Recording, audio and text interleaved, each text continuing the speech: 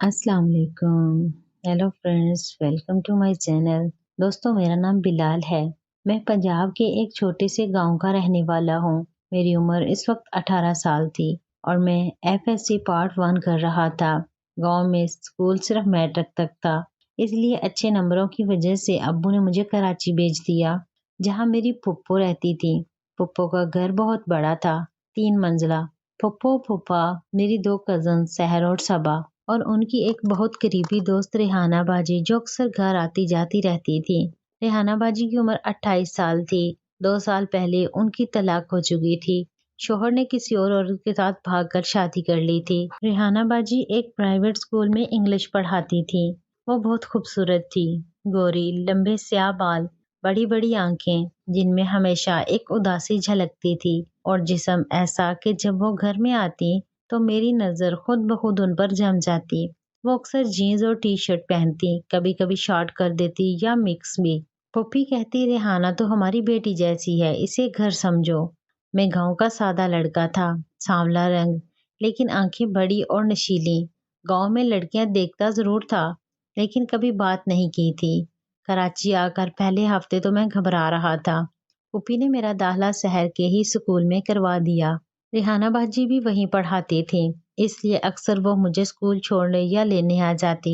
पहली बार रेहाना बाजी से अकेले मिलना उस दिन हुआ जब स्कूल में बारिश हो गई। सब बच्चे चले गए, लेकिन मैं और सहर देर से निकले। सहर की तबीयत खराब हो गई तो रेहाना बाजी ने कहा, सहर को मैं घर छोड़ दूंगी, तुम बिलाल इंतजार करो। फिर सहर को छोड़कर वापस आई और मुझे कहा, चलो अब तुम्हें छोड़ती हूँ। कार में हम दोनों अकेले थे।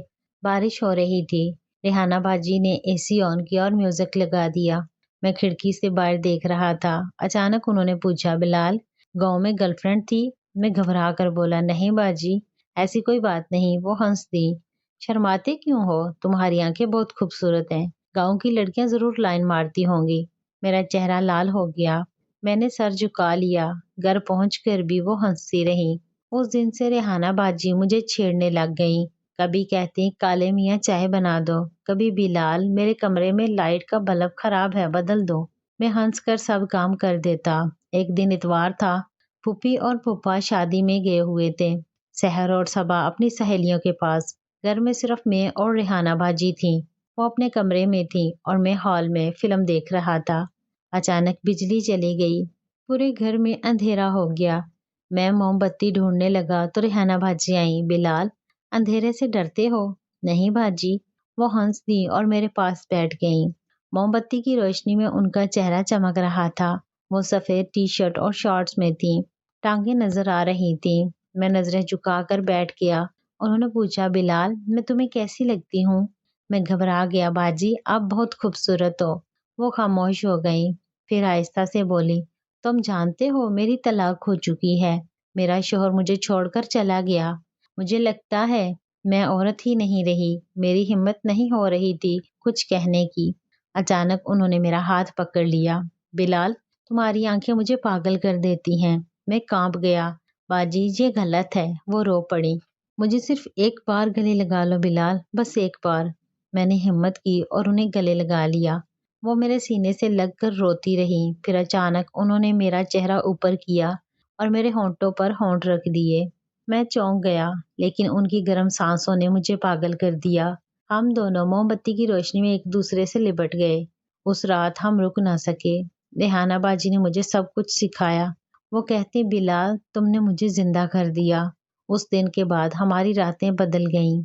जब भी घर में मौका मिलता, हम दोनों रेहाना बाजी के कमरे में बंद हो जाते और दरवाजा अंदर से लॉक। वो कहती, बिलाल, तुम मेरी जिंदगी का वाहिद सहारा हो।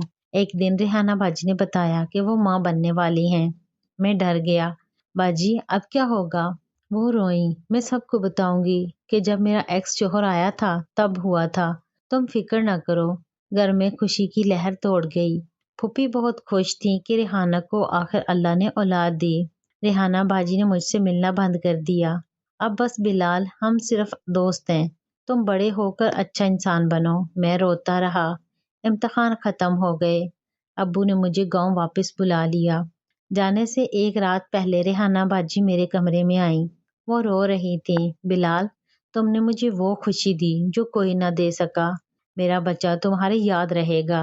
ہم دونوں آخری بار گلے ملے۔ وہ میرے کان میں بولی، اگر بیٹا ہوا تو نام بلال رکھوں گی۔